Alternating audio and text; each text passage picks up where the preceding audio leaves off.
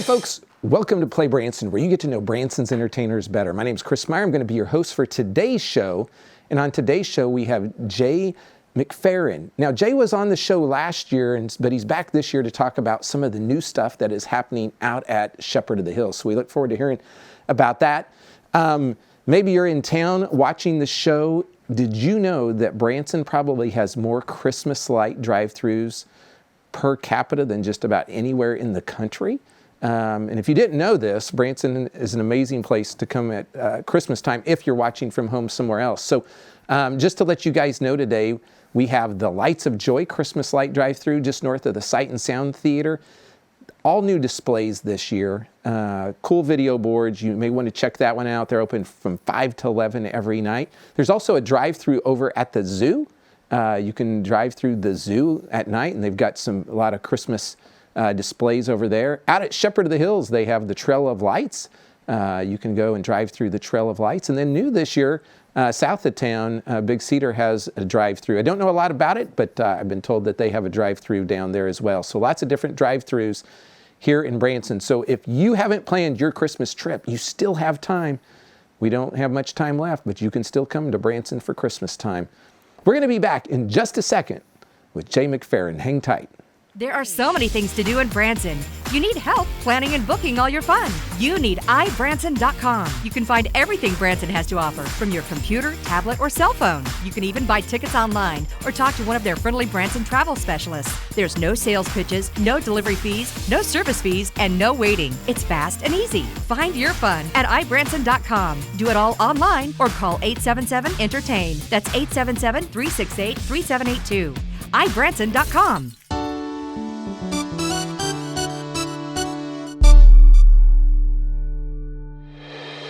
Hey folks, welcome to PlayBranson, where you get to know Branson's entertainers better. And on today's show, I have Jay McFerrin. And Jay, you've been on the show before, but welcome back. Thanks, Chris. It's great to be here. Thanks for the opportunity to say hi to everybody. We appreciate it. And you know, you're a legendary entertainer in this town. You've done lots of stuff. Now, maybe somebody didn't see that episode we did last year. So let's go back and let's talk history and tell people kind of about your career and all the things you've done.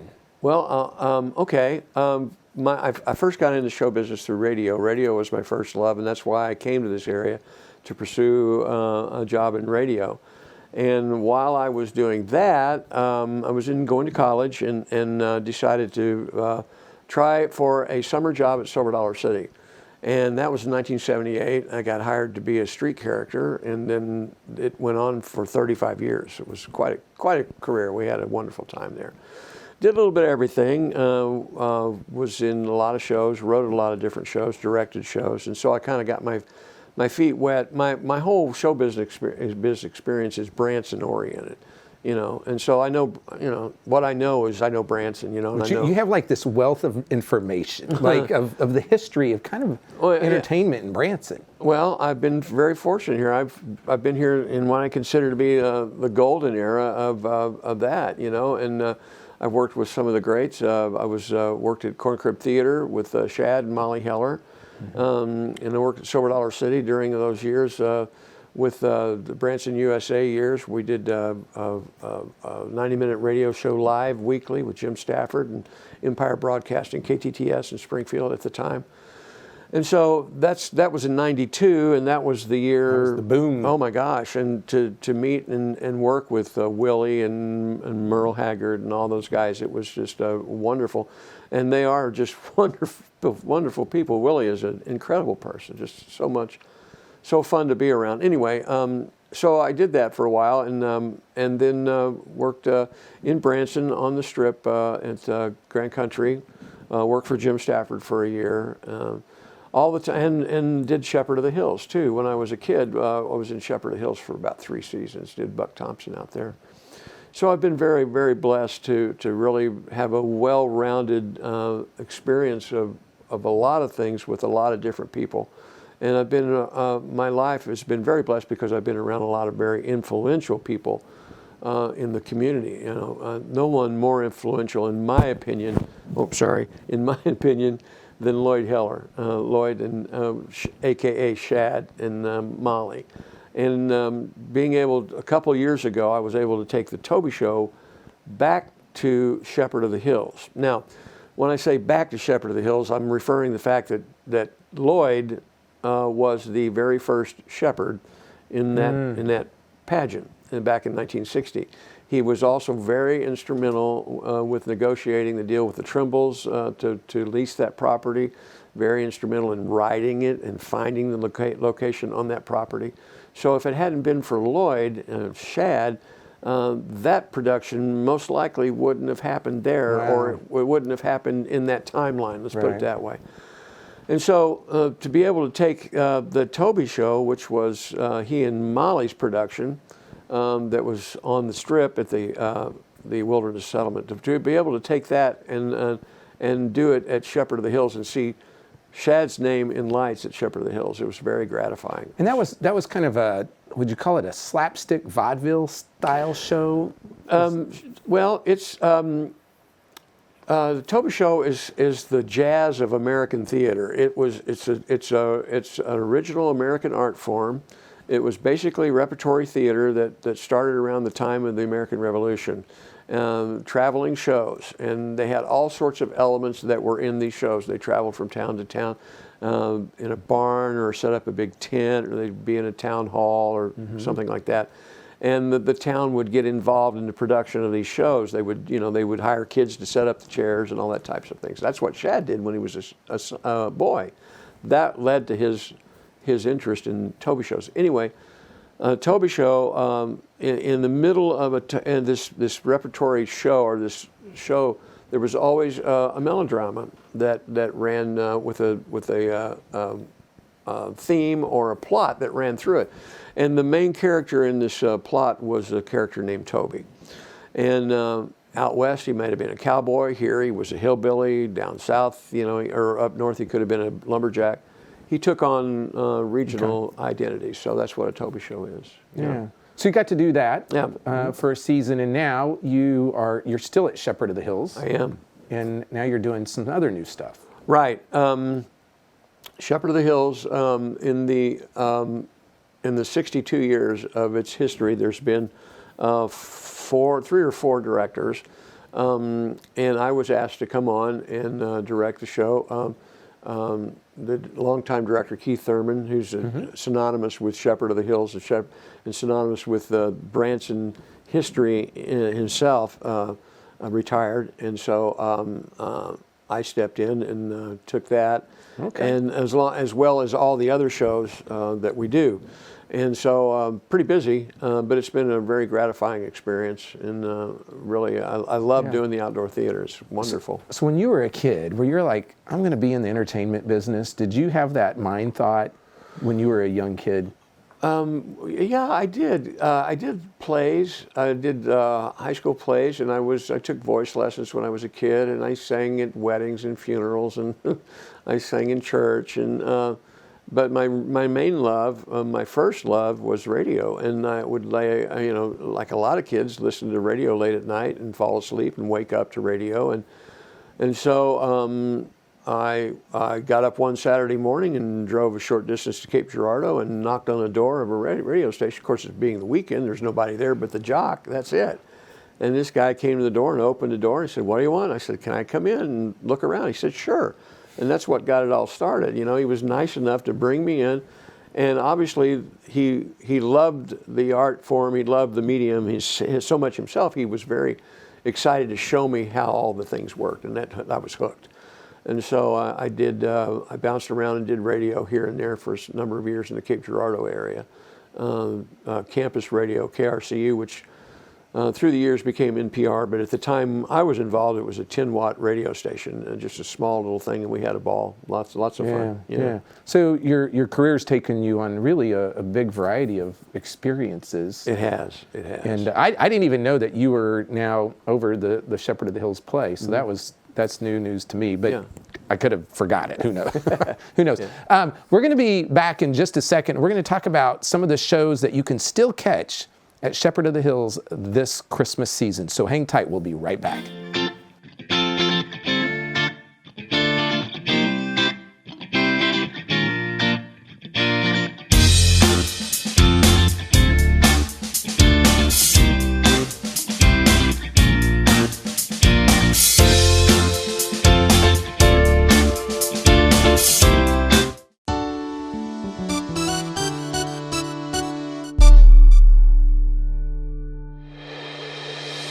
Hey folks, welcome back to the show. We're talking with Jay McFerrin from over at Shepherd of the Hills, and literally he's the guy that makes everything happen over there when it comes to entertainment.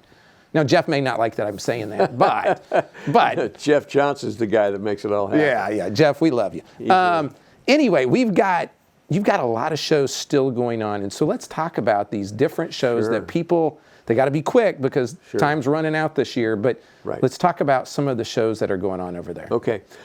First and foremost, they're all important, folks, and they're all great shows. Shepherd of the Hills has a wide variety of choices you can make.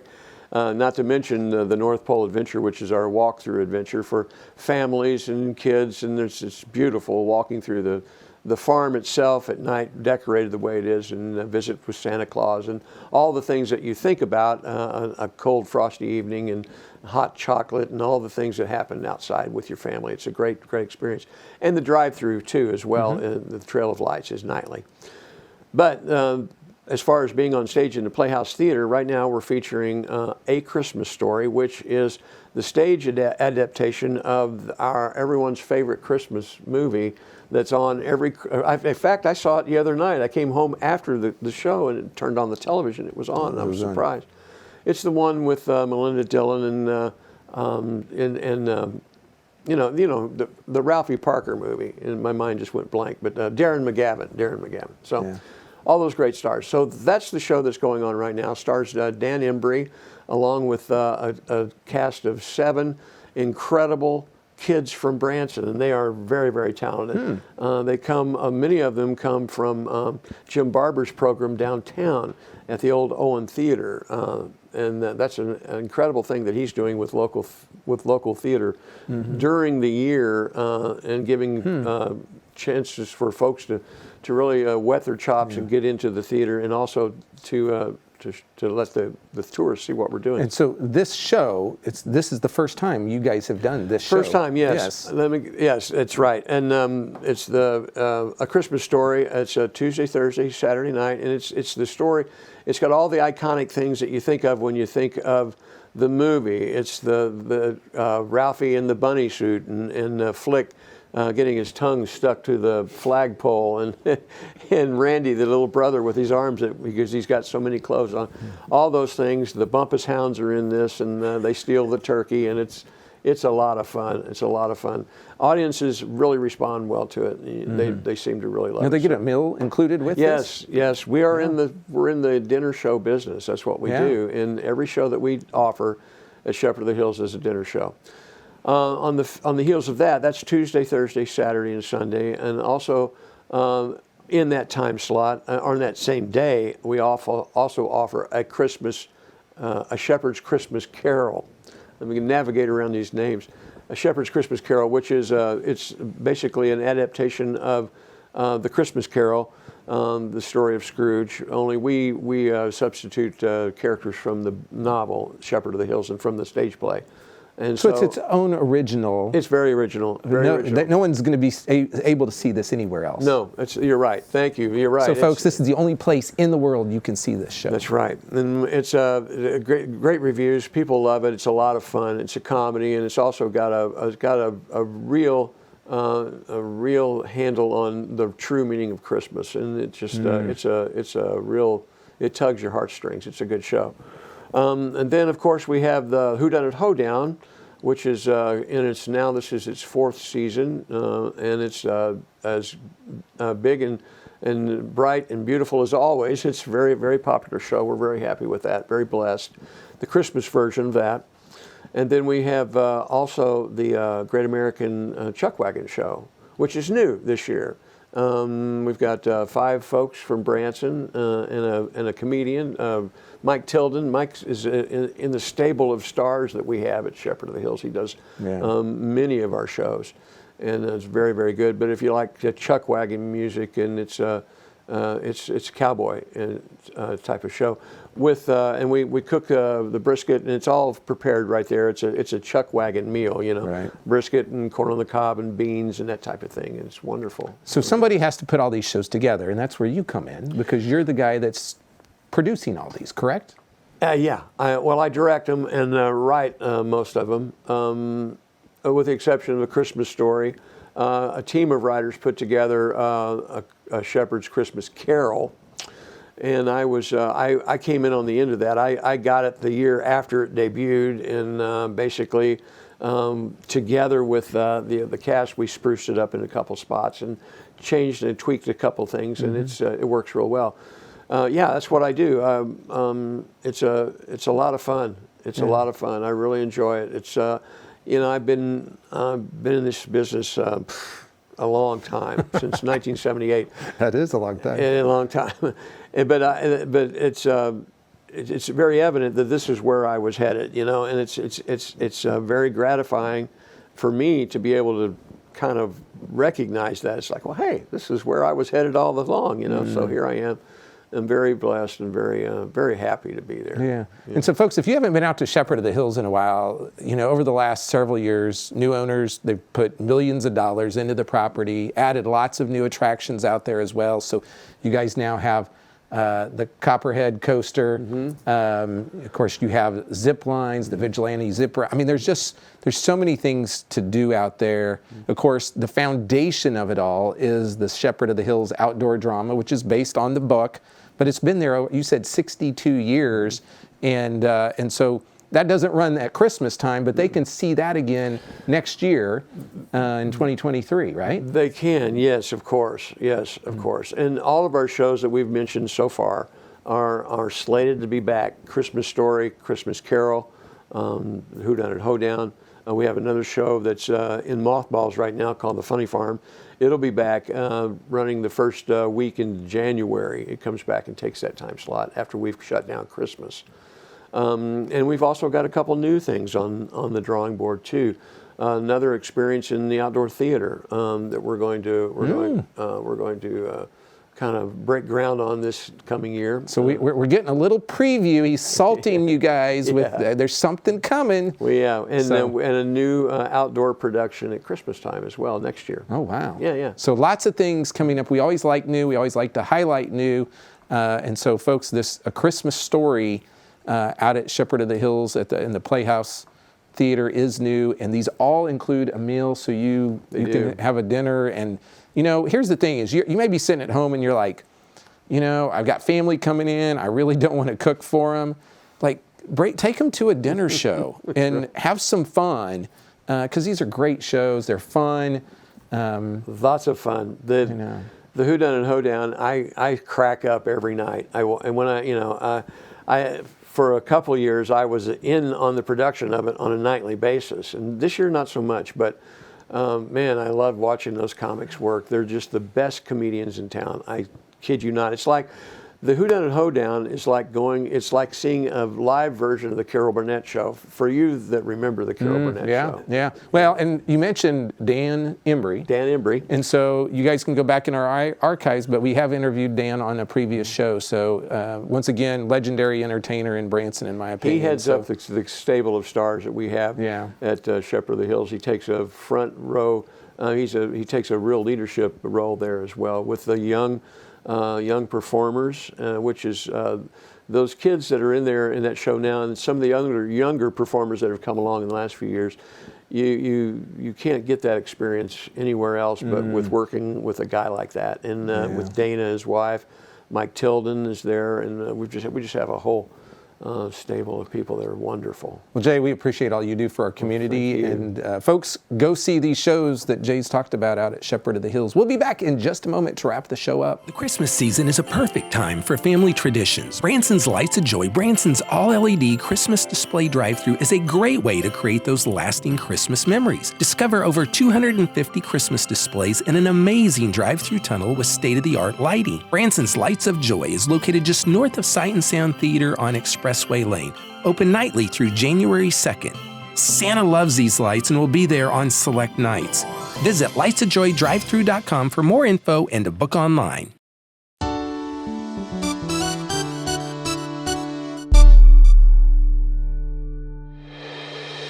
Hey folks, we're wrapping the show up today. We want to thank Jay for coming out. Be sure to go see A Christmas Story or the Shepherd's Christmas Carol out at Shepherd of the Hills. You still have a little bit of time to catch those shows before the end of the year. Next week's show, I'm really excited to have this next entertainer on our show next week. He's never been on the show before, but he is the newest member of Pierce Arrow, and that is Michael Cole. And you might remember Michael, he was one of the 3 siblings in AO. And so I'm so excited to have him on next week's show. Upcoming events, folks, there's still time to book your New Year's Eve show here in Branson. If you haven't planned your New Year's Eve celebration yet, most all of these shows will sell out, and so you need to book now. And did you know you can go to ibranson.com and book your entire Branson vacation? You can do shows, attractions, lodging, and you know what? They're great people, local people. They can help you plan your entire trip, or you can call them at 877-ENTERTAINER, or you can just go online and not talk to a soul and just book it all yourself. It's a great resource tool for you to find out everything going on in the Branson area.